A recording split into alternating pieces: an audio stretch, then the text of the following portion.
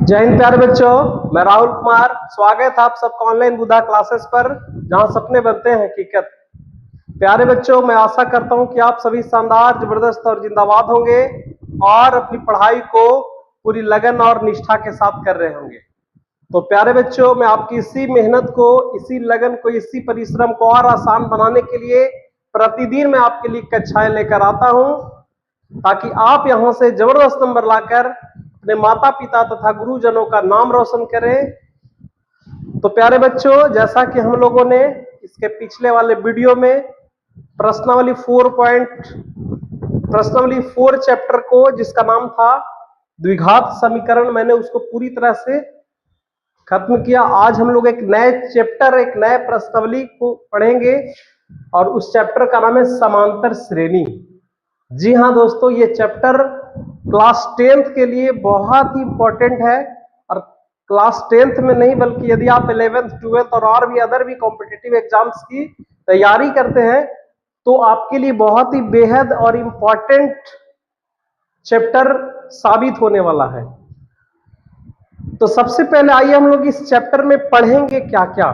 ठीक है, तो पढ़ेंगे क्या क्या, उसके लिए हम लोग देखिए क्या क्या इस चैप्टर में हम लोग पढ़ेंगे। सबसे पहले प्रश्नावली 5.1 में समांतर श्रेणियां और उसके परिचय के बारे में जानेंगे, है ना। सबसे पहले इसका इंट्रोडक्शन होगा, आखिर समांतर श्रेणी कहते किसको है।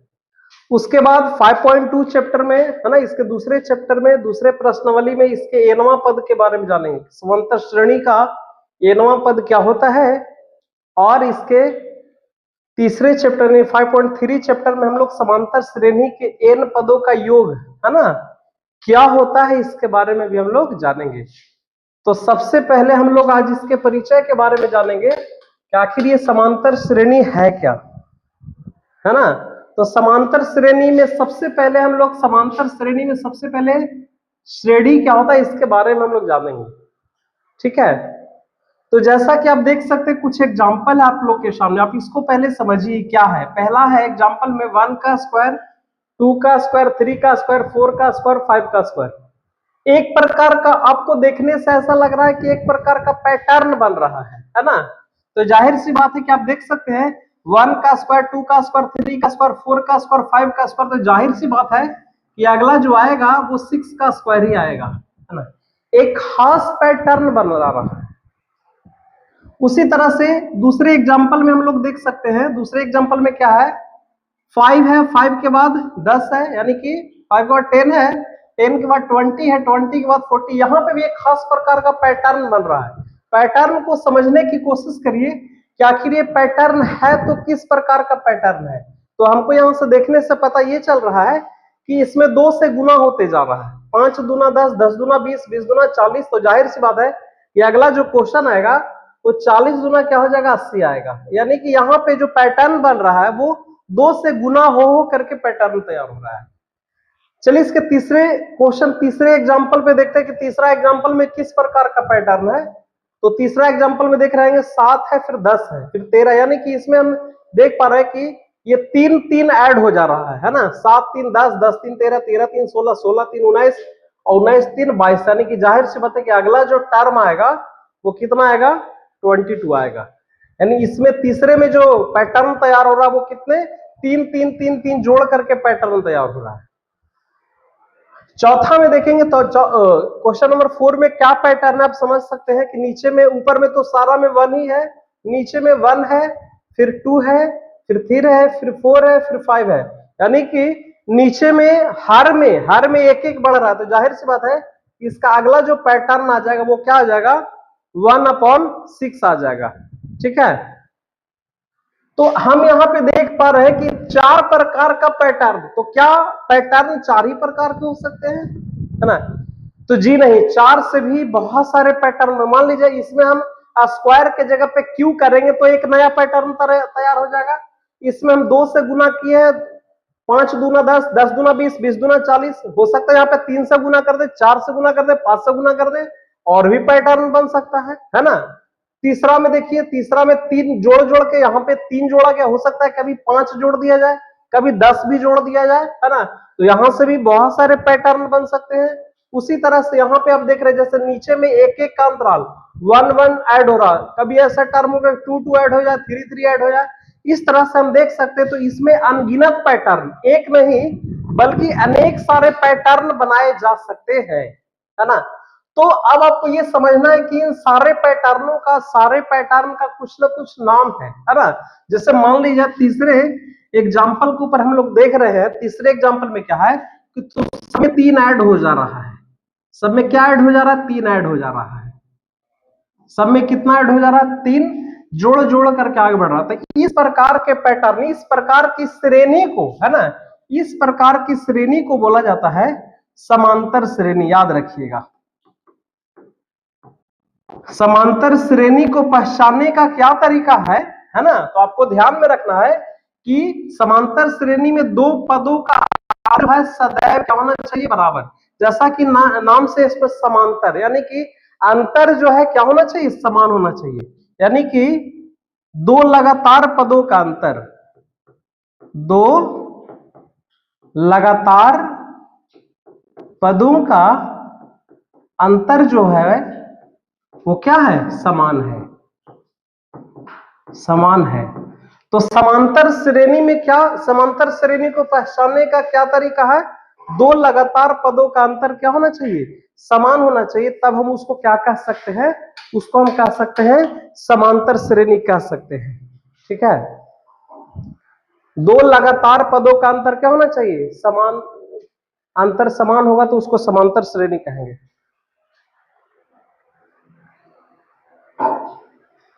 ठीक है, चलिए, तो हम तो समझ गए कि इसको, लेकिन और जो हालांकि हम लोग क्लास 10th में इसी को पढ़ना है ना, समांतर श्रेणी के बारे में ही हम लोग क्लास 10th में क्या करेंगे, पढ़ेंगे। अच्छा, और देखते हैं इसमें क्या हो रहा है ना, 5 से गुना हो रहा है, तो इस तरह की श्रेणी को, इस तरह की श्रेणी को गुणोत्तर श्रेणी कहते हैं। इस तरह की श्रेणी को क्या कहते हैं, गुणोत्तर श्रेणी, है ना। तो खैर हम लोग को गुणोत्तर श्रेणी तो पढ़ना ही, हम लोग समांतर श्रेणी के पास में ही रहेंगे। ठीक है, हालांकि हम लोग दैनिक जीवन में अनेक प्रकार के समांतर श्रेणी का एग्जाम्पल, दैनिक जीवन में बहुत सारे दैनिक जीवन में इस तरह के एग्जाम्पल देखने को मिलता है, जिसमें कुछ खास एग्जाम्पल को हम आपके सामने लेकर के आए हैं। जैसा कि आप लोग देखते होंगे सीढ़ी, है ना, ये जो मिस्त्री लोग का जो सीढ़ी होता है, आप देखिएगा सीढ़ी कुछ इस तरह का सीढ़ी होता है ना, ऊपर से नीचे से सीढ़ी की, सीढ़ी का जो होता है वो चौड़ा होता है, ऊपर जाते जाते वो क्या हो जाता है, चौड़ाई उसकी कम होती जाती है। मतलब मान लीजिए यहां से इस सीढ़ी की लंबाई मान लीजिए यहाँ पे 60 मीटर है, 60 सेंटीमीटर है। ठीक है, यहाँ पे आपका हो जाएगा 55 सेंटीमीटर, यहाँ पे बाय द वे आपका 50 सेंटीमीटर हो जाएगा, यहाँ पे आपका 45 सेंटीमीटर, ये आपका हो जाएगा 40 सेंटीमीटर। देख रहे हैं धीरे धीरे धीरे जैसे जैसे ऊपर जा रहा है वैसे वैसे सीढ़ी की लंबाई क्या होती जा रही है, कम होती जा रही है। यहाँ पे आपका 35 सेंटीमीटर हो जाएगा, यहाँ पे आपका 30 सेंटीमीटर, यहाँ पे आपका हो जाएगा 25 सेंटीमीटर, यहाँ पे आपका 20 सेंटीमीटर, यहाँ पे आपका 15 सेंटीमीटर, यहाँ पे आपका लगभग 10 सेंटीमीटर। इसका मतलब है, आप थोड़ा ऑब्जर्व करिएगा, ऑब्जर्व करने पर क्या मिल रहा है कि दोनों के हर समय अंतराल जो है कितना का अंतराल है, 5-5 का अंतराल है। तो इस तरह से हम कह सकते हैं कि यह सीढ़ी जो है वो किस श्रेणी में है, समांतर श्रेणी में है। उसी तरह से आप एक और एग्जांपल से समझ सकते हैं। इस एग्जांपल में देखिए, यहाँ पे आप त्रिभुज को देख सकते हैं। एक इसमें कितना त्रिभुज है, 1 2 3 4 5 6 7 8 9, इसमें टोटल 9 त्रिभुज है। कितने त्रिभुज है, 9 त्रिभुज है। इसमें देखिए 1 2 3 4 5 6 7, इसमें टोटल 7 त्रिभुज है। उसी तरह से इसमें कितना, 1 2 3 4 5, इसमें टोटल कितना त्रिभुज है, 5 त्रिभुज है ना। उसी तरह से इसमें कितने त्रिभुज, 1 2 3, यहाँ पे भी 3 त्रिभुज है ना। इसी तरह यहाँ पे कितने त्रिभुज, 1 त्रिभुज। इस तरह हम देख सकते हैं कि यहाँ पे भी कहीं ना कहीं क्या बन रहा है, एपी बना रहा है। 9 सब जगह अंतराल कितना है, 2 का अंतराल, देख लीजिए सब जगह अंतराल कितना है, सब जगह अंतराल 2 का है। इसका मतलब है कि यहाँ पे भी आपको क्या बना रहा है, एपी बना रहा है ना। तो हम समझ सकते हैं समांतर श्रेणी का मतलब आपको समझ में आ आया होगा कि दो लगातार पदों के अंतर, है ना, दो लगातार पदों के बीच का अंतर जो है सदैव क्या होना चाहिए, समान हो जाए। जैसे हम लोग आम एग्जाम्पल में, आप लोग कैलेंडर को गौर करिएगा, है ना, कैलेंडर देखे हैं, ठाकुर प्रसाद जी का कैलेंडर को जब आप गौर करिएगा तो आप देख सकते हैं कि इसमें भी आपको क्या दिखेगा, है ना। आप इसमें देख सकते हैं कि यहाँ पे भी आपको समांतर श्रेणी का एग्जाम्पल मिलेगा। जैसे किसी एक लाइनिंग पे थोड़ा गौर करिए तो देखिए यहाँ पे कितना है, जैसे अगस्त महीने का कैलेंडर है, अगस्त महीने के कैलेंडर को आप देखेंगे तो पाएंगे यहाँ पे 3 है, 3 के बाद कितना आया 10, 10 के बाद कितना 17, 17 के बाद यानी 7 7 का इसमें क्या अंतराल है ना। 3 7 10 7 17 7, ये भी एक प्रकार का कैलेंडर को भी हम एग्जाम्पल में एपी में रख सकते हैं। उसी तरह से कैसे भी जाइए आप, इधर से भी जाइए, 3 1 4 4 1 5 5 1 6 6 7, एक एक का अंतराल मिल रहा है, ये भी एपी में है। तिरछा भी चलेगा तो वो भी आपको एपी में मिलेगा। कैसे देखिए 4 8 12 12 8 20 20 8 28, 8 8 का तिरछा चलेंगे तो 8 8 का क्या अंतराल बन रहा है ना। तो कहने को इस तरह से भी चलेंगे 8 6 14 14 6 20 20 6 26, मतलब कि है ना, ये कैलेंडर भी एक प्रकार का एपी के एग्जाम्पल को क्या करता है, दर्शाता। उसी तरह से दैनिक, हमारे दैनिक जीवन में बहुत सारे ऐसे एग्जाम्पल हैं जो एपी को है ना दर्शाता है, एपी के एग्जाम्पल्स को दर्शाता है। तो आपको समझ में आ गया होगा कि आखिर एपी कहते किसको है ना। एपी कहते किसको है, आप इसको ऐसे समझ सकते हैं, है ना। सबसे पहले एपी का डिफिनेशन आप इस तरह से दे सकते हैं कि संख्याओं का, है ना, संख्याओं का ऐसा समूह जिसमें किसी पद तथा पूर्व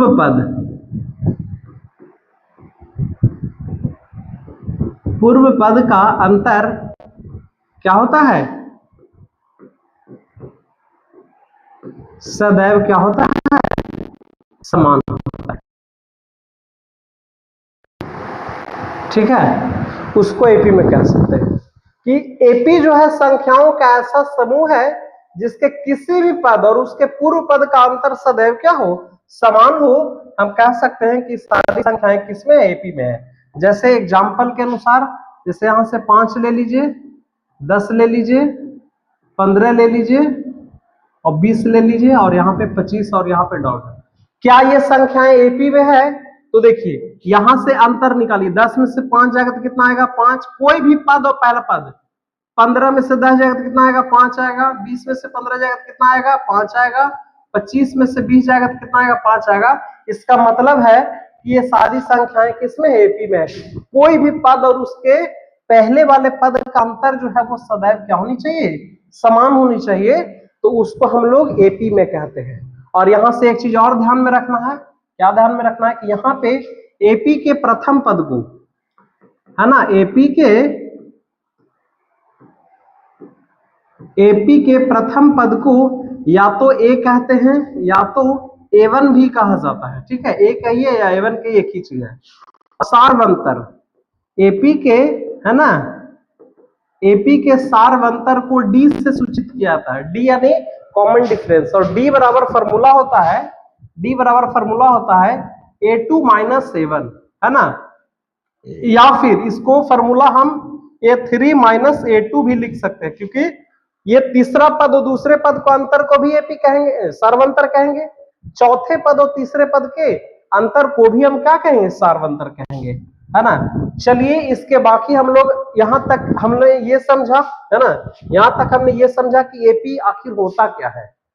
एपी किसको कहते हैं, समांतर श्रेणी किसको कहते हैं। बाकी गुणोत्तर श्रेणी है, एक हरात्मक श्रेणी भी होता है, उसको हम लोग आगे के क्लास में पढ़ेंगे। यहाँ पे खास करके हम लोग समांतर श्रेणी के ऊपर चर्चा करेंगे। समांतर श्रेणी में ध्यान में क्या रखना है कि दो लगातार पदों का अंतर सदैव क्या होता है, समान होता है।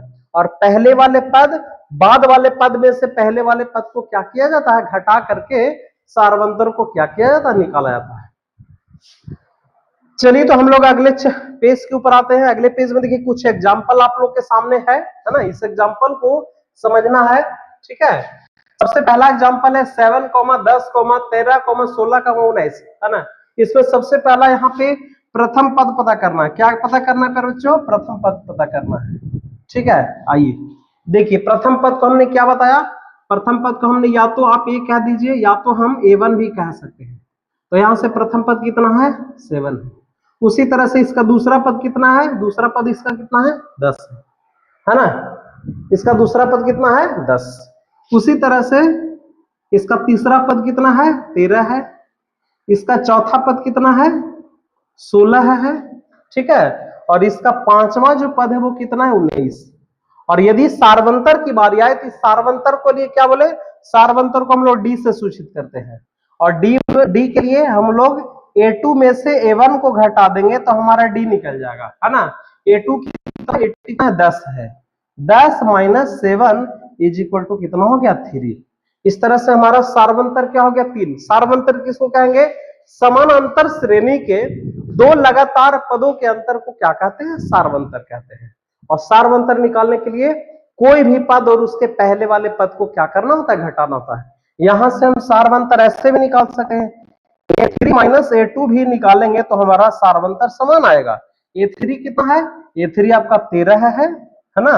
और A2 कितना है 10 है। 13 में से 10 जाएगा तो कितना बचेगा प्यारे बच्चों, 3 बचेगा। तो इस तरह से ये भी आपका क्या हो गया, सार्वंतर हो गया। उसी तरह इन सारे क्वेश्चंस को भी हम देखेंगे और यहाँ पे प्रथम पद और सार्वंतर निकालने की कोशिश करेंगे, ठीक है। तो सबसे पहले इसमें आपका प्रथम पद क्या हो जाएगा, है ना। इसमें आपका ध्यान दीजिएगा, इसमें आपका प्रथम पद क्या हो जाएगा, प्रथम पद को ए बोलते हैं। ए आपका क्या हो जाएगा 5 हो जाएगा। और यदि यहां से सार्वंतर निकालने की कोशिश करें तो सार्वंतर के लिए क्या होता है A2 माइनस 7, ठीक है। तो A2 यहाँ पे कितना है 10 है, 10 माइनस 5 इज इक्वल टू क्या हो जाएगा आपका 5 हो जाएगा। उसी तरह इस वाले क्वेश्चन में आ जाइए, क्वेश्चन नंबर 3 में आ जाइए। क्वेश्चन नंबर 3 में हम देख रहे हैं तो इसका प्रथम पद कितना है 10, प्रथम पद कितना है 10। यदि यहाँ पे सार्वंतर निकाला जाए तो सार्वंतर बराबर क्या होता है, कोई भी पद और उसके पहले वाले पद को घटाया जाता है। कभी भी इसमें से इसको नहीं घटाएंगे, जब घटाएंगे तो इसमें से इसको घटाएंगे। यानी 6 और माइनस का 10 क्या हो जाएगा माइनस का 4। तो यहाँ पे हम देख पा रहे हैं क्या कि सार्वंतर यहाँ पे ऋणात्मक आ गया। तो यहाँ से एक चीज और पता चल गया कि जो सार्वंतर होगा वो धनात्मक भी होता है और क्या होता है ऋणात्मक भी होता है। चलिए तीसरी इसमें आ जाइए। इसमें आपका प्रथम पद क्या हो जाएगा, इसमें आपका प्रथम पद ए हो जाएगा।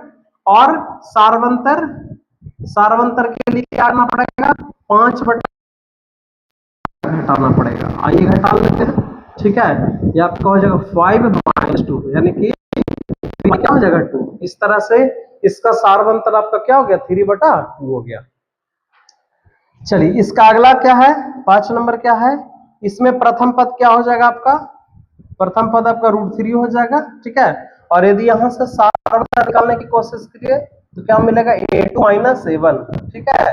A2 में से यानी कि 5√3 में से √3 घटेगा 5√3 और माइनस का √3 घटेगा तो आपका क्या बचेगा 4√3। यहाँ पे आपका सार्वंतर क्या आ गया 4√3 आ गया। मतलब आप समझ सकते हैं कि यहाँ से एक एग्जाम्पल हम अपने से और ले लेते हैं। आप देखिएगा यहाँ पे मैं एग्जाम्पल ले रहा हूँ और एग्जाम्पल नंबर आपका 7 6 हो जाएगा। 4 और डॉट डॉट, है ना। यहाँ से देखिए तो कितना 4 है ना। और यहाँ से यदि सार्वंतर निकालने की कोशिश करें तो सार्वंतर क्या हो जाएगा 4 माइनस क्या हो जाएगा 4 हो जाएगा। यानी कि 4 में से 4 जाएगा तो क्या हो जाएगा 0। यानी यहाँ से एक चीज और हम लोग को सीखने के लिए मिल गया कि सार्वंतर जो है वो 0 भी हो सकता है ना। तो 3 बात क्या, सबसे पहला कि एपी पहचानेंगे कैसे, तो एपी पहचानने का एक तरीका क्या कि हमेशा सभी पदों के बीच सार्वंतर हमेशा क्या होनी चाहिए बराबर होनी चाहिए। सार्वंतर यानी कोई भी पद, जैसे बाद वाला पद में से पहले वाले पद को घटाने पे हमको क्या मिलेगा सार्वंतर मिलेगा, ठीक है। चलिए दूसरी चीज, प्रथम पद को हम ए से सूचित करते हैं, है ना। द्वितीय पद को A1 से, A2 से या A3, तीसरा पद चौथा पद A4, इस तरह से हम कह सकते हैं। और यदि कोई भी एपी दिया हो रहा है उसमें प्रथम पद और सार्वंतर निकालने का तरीका ये। और तीसरी चीज कि किसी भी एपी का सार्वंतर ऋणात्मक भी होगा धनात्मक भी होगा और क्या होगा 0 भी आपका होगा। तो प्यारे बच्चों यहां तक आप देखिए, है ना।